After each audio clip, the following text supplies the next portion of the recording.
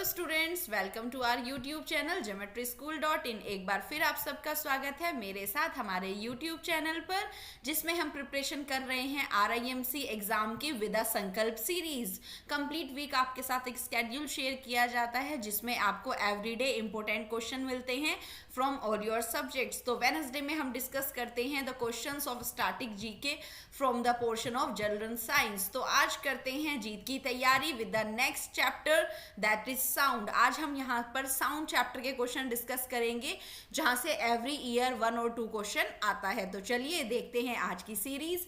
And student, before that if you want to prepare for RMS और Sainik school, तो geometry school is going to start a new crash course for the RIMS और Sainik aspirants. And there is a good news is that you will get a free tablet if you will avail in both the courses। अगर आप RMS या सैनिक course avail करते हैं for live classes तो आपको मिलता है यहाँ पर स्टार्टिंग 10 एडमिशंस को मिलने वाला है एक free tablet for your studies. So जल्दी से एनरोल करिए। उसके लिए आपको वेबसाइट को विजिट करना होगा www.geometryschool.in और आप वहां पर अपना डेमो बुक कर सकते हैं, रजिस्ट्रेशन करके अपनी डेमो क्लास ले सकते हैं। उसके बाद ही आप कोर्स को अवेल करें अगर आपको क्लास अच्छी लगती है। तो चलिए देखते हैं स्टूडेंट आज की RIMC संकल्प सीरीज में आज का first question. So this is the first question and the question is from sound chapter. आज हम 10 क्वेश्चंस डिस्कस करेंगे साउंड चैप्टर को। तो वीडियो को पूरा देखें, लाइक करें और बच्चों चैनल को सब्सक्राइब कर लीजिए क्योंकि एग्जाम बिल्कुल पास आ चुका है। आपके पास एक अच्छा कलेक्शन रेडी होने वाला है क्वेश्चंस का। आप चाहते हैं इसी दिसंबर सेशन में RIMC को क्वालिफाई करना, सो प्लीज जितनी आज तक वीडियो रिलीज हुई है संकल्प सीरीज में उन क्वेश्चंस को प्रैक्टिस करते रहिए।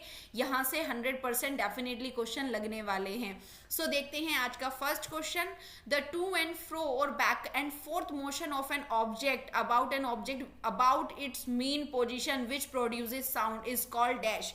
जब कोई भी यहाँ पर object back to and fore motion करता है अपनी मीन पोजीशन से, दिस इज मीन पोजीशन, और जब ये मीन पोजीशन से मूव करता है to and fro, this is to and fro means आगे पीछे इस तरीके से, और अपनी मीन पोजीशन पर वापस लौटता है, तो this kind what is this that produces sound. Basically क्या प्रोड्यूस होती हैं जिसकी वजह से फिर आपकी साउंड प्रोड्यूस होती है। तो जो हमें मिलती हैं वो होती हैं vibrations because of the backward or the front movement of any object that created the vibration that produces sound। तो इन्हीं vibrations की वजह से produce होती है sound। तो basically हम कह सकते हैं यहाँ पर जो किसी ऑब्जेक्ट के आगे पीछे मूव करने पर और अपनी मीन पोजीशन से आगे जाने और वापस आने पर जो क्रिएट होती है, these are known as vibrations और waves and that produces the sound. तो correct option is D for question number 1।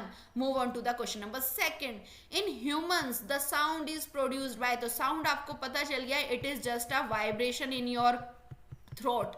तो बेसिकली वाइब्रेशन कैसे होती है? By the to and fro या बैक और forth motion of any object. तो यहाँ पर जो ह्यूमन बींग्स में साउंड प्रोड्यूस होती है वो कहाँ से होती है? Larynx, voice box, both A and B are correct and both are incorrect. तो correct option is both A and B because larynx and voice box are the same thing. Larynx को ही वॉइस बॉक्स कहा जाता है। Important question है, पूछ लिया जाता है साउंड कहाँ से प्रोड्यूस होती है, because there is pharynx also, that is the covering जो बचाती है विंड पाइप को किसी फूड के एंटर होने से। उसके ऊपर एक फ्लैप लाइक कवरिंग होती है, that is known as pharynx. तो इसलिए पूछ लिया जाता है कि जो हमारा वॉइस बॉक्स है उसका क्या नेम होता है, तो इट इज लैरिंक्स। ओके, तो correct option is C, both A and B are correct because both are same name for one thing। Okay, move on to the question number 3। Pitch of a sound determines by, pitch कैसे बनेगी? ये depend होती है कि sound कितनी ज्यादा shrill होगी, कितनी ज्यादा उसकी हाई पिच होगी या वो बहुत ज्यादा श्रिल होगी। तो पिच क्या होता है? Basically the shrillness of sound. तो पिच को हम क्या कहेंगे?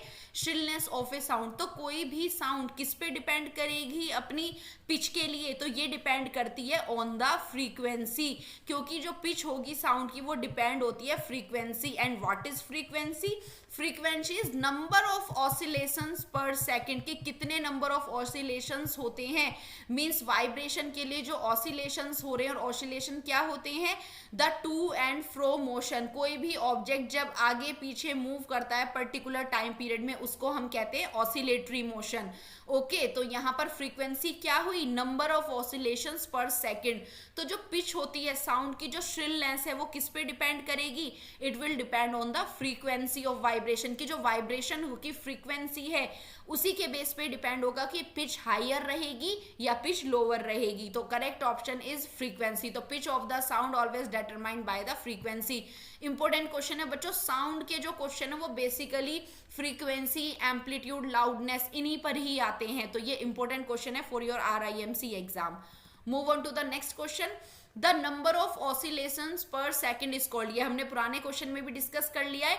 तो number of oscillations per second, तो जितने नंबर ऑफ ऑसिलेशंस प्रोड्यूस होते हैं per second, they are known as frequency. So we call it frequency. इसी को ही हम साउंड की फ्रीक्वेंसी कहते हैं। इसी पे डिपेंड करता है कि साउंड की पिच जो होगी वो कैसी होगी, पिच लोअर होगी या बहुत ज्यादा श्रिल पैनी आवाज होगी। तो it will depend on the frequency. And what is frequency?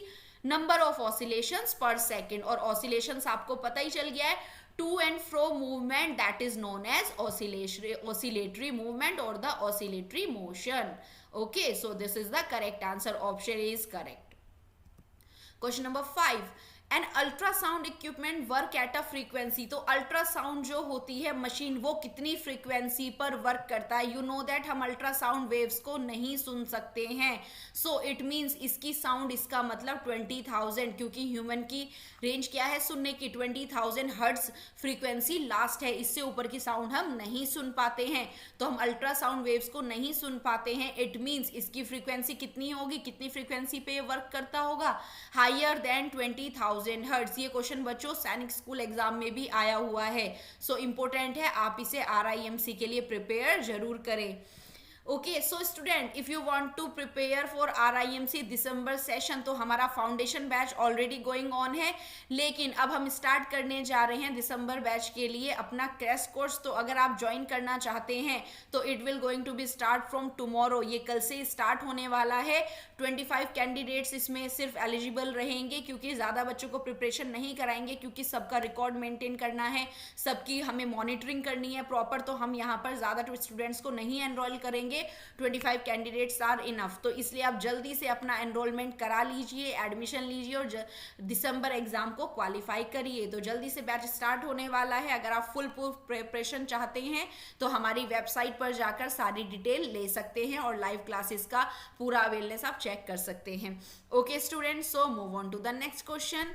Both sound and light waves can be propagated. Sound और लाइट वेव्स कहाँ से प्रोपोगेट हो सकती हैं? Through the vacuum, through the air, both A and B और none of the above. So correct answer is sound waves can easily move from the air, from the vacuum, but it will depend कि सबसे high किस में होगी। Like सबसे high जो sound और light wave move करती है ऑन द सॉलिड। तो correct answer is option A and B। सबसे जो साउंड तेजी से प्रोड्यूस होती है वो होती है सॉलिड्स में, बहुत ज्यादा तेज आवाज होती है। After that in liquid and after that in air और इन वैक्यूम। सो यहाँ पर A and B से भी साउंड प्रोपोगेट होती है, बट डिपेंड ये करता है कि सबसे तेज प्रोपोगेट होती हैं सॉलिड में। तो correct option is C। Move on to the next question. Loudness of sound is proportional to, very important question for RIMC. Mention it, very important. Student, अभी हमने सिर्फ फ्रीक्वेंसी की बात करी थी। तो फ्रीक्वेंसी डिपेंड होती है नंबर ऑफ ऑसिलेशंस पर, कि जो वाइब्रेशन हो रही है उसका नंबरिंग कितना है, उस पर तो डिपेंड करती है फ्रीक्वेंसी, और फ्रीक्वेंसी पे डिपेंड करती है आपकी साउंड की पिच। बट यहाँ पर क्वेश्चन अराइज होता है लाउडनेस। तो loudness of sound is proportional to the square of the amplitude. तो ये क्वेश्चन का आंसर है correct option number A, like square of the amplitude. तो जो लाउडनेस है साउंड की वो डायरेक्टली प्रोपोर्शनल होती है to the square of its amplitude. Basically amplitude क्या होता है? जब भी कोई साउंड प्रोड्यूस होती है तो these are the waves produces, तो this height is known as amplitude. इसी हाइट को हम बोलते हैं एम्पलीट्यूड। तो it means more will be the amplitude, more will be the loudness of the sound. तो we can say that for example, अगर amplitude twice कर दिया जाए means it become twice, 2 times, तो आपका जो लाउडनेस है वो इंक्रीज हो जाएगा a factor of 4, because it is the square of the amplitude. Loudness क्या होता है? It is the square of the amplitude. तो ये आपको ध्यान रखना है, ये एम्पलीट्यूड का स्क्वायर होता है, तो इसलिए आपकी जो साउंड है वो इंक्रीज हो जाएगी बाय द 4 फैक्टर। और इसी को हम डिनोट करते हैं by a unit that is known as decibel जो लाउडनेस है, जैसे कि आपने देखा है कि जो लाउडनेस किस पे डिपेंड करेगी, एम्पलीट्यूड पर। तो जब भी वाइब्रेशन का एम्पलीट्यूड लार्ज होगा, हमको क्या देखना है, इसकी लार्जनेस को देखना है। जितना ज्यादा एम्पलीट्यूड लार्ज होगा उतनी ही ज्यादा साउंड लाउड प्रोड्यूस होगी। जहां फ्रीक्वेंसी पे क्या था, number of oscillations, but loudness किस पे डिपेंड करेगी, it will only depend on the size of the amplitude. जितना ज्यादा एम्पलीट्यूड का साइड लार्ज होगा उतनी ज्यादा साउंड लाउड होगी। इसीलिए व्हेन द एम्पलीट्यूड स्मॉल, अगर एम्पलीट्यूड स्मॉल हो रहा है तो साउंड आपकी कैसी होगी, बहुत फीबल हो जाएगी, लो हो जाएगी। तो इसीलिए जैसे आपने देखा एक एडल्ट की साउंड कैसी होती है और एक बेबी की साउंड में कितना डिफरेंस होता है। तो ये बेसिकली किस पे डिपेंड होता है, ऑन द एम्पलीट्यूड। और इसका रिलेशन क्या है, loudness of sound is proportional to the square of the amplitude. ये क्वेश्चन बच्चों वैरायटी तरह से पूछा जाता है, बहुत तरह से इसको पूछा जाता है, पर ये बहुत ज्यादा इंपॉर्टेंट है, आप इसको इंपॉर्टेंट मार्क करके चले।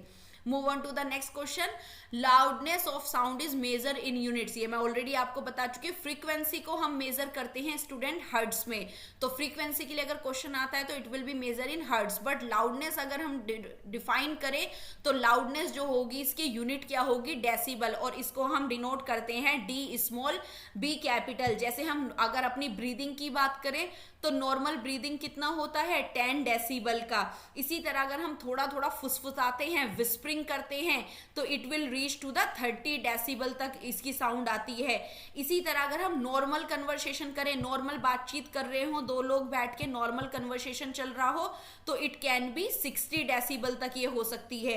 उसी के बाद जो आपका ट्रैफिक होता है, बिजी ट्रैफिक की बात करें तो ये साउंड हो जाती है 70 डेसिबल तक, हमें प्रॉब्लम नहीं क्रिएट होती है। और जो हमारी फैक्ट्रीज से आवाज आती है, वर्कशॉप से, फैक्ट्रीज से, वो हो जाती है 80 डेसिबल। बट ह्यूमन के लिए अगर 80 डेसिबल से साउंड ज्यादा होने लगे तो it will become painful for our ear, और इसी को ही हम बोलने लगते हैं नॉइज पोल्यूशन। सो 80 डेसिबल से ज्यादा की साउंड क्या हो जाती है, फिजिकली पेनफुल, ये हमें पेनफुल लगने लगती है। तो हम 80 डेसिबल तक की साउंड को क्या कर सकते हैं, नॉर्मल बियर कर सकते हैं, पर 80 से ज्यादा होते ही it become physically painful for us. तो इसीलिए लाउडनेस की साउंड, अगर हम लाउडनेस मेजर करें तो it will be measure in decibel, frequency को मेजर करें तो it will be measure in hertz. Okay, move on to the next question, the loudness of the sound depend on. तो हमने बता दिया था बच्चों फ्रीक्वेंसी पर डिपेंड होती है पिच, ये आपको नहीं भूलना है। और लाउडनेस किस पे डिपेंड होती है, ऑन द एम्पलीट्यूड। जितना ज्यादा एम्पलीट्यूड लार्ज होगा the sound will be loud, और जितना कम होगा it will become feeble. Okay, तो ये दोनों चीज आप रिलेशन याद रखेंगे। तो लाउडनेस ऑफ साउंड किस पे डिपेंड होगी, on the amplitude. Move on to the next question, the audible range of human, very important बच्चों। सैनिक जैसे एग्जाम में जहां पर आपकी जनरल नॉलेज चेक की जाती है वहां पर जो है ऐसे क्वेश्चन आ जाते हैं। तो जो ऑडिबल रेंज है ह्यूमन की वो कितनी है, 20 हर्ट्ज टू 20,000 हर्ट्ज। हम 20 हर्ट्ज से लेके 20,000 हर्ट्ज तक की साउंड को इजीली सुन सकते हैं, बट इससे ऊपर की साउंड हम नहीं सुन पाते।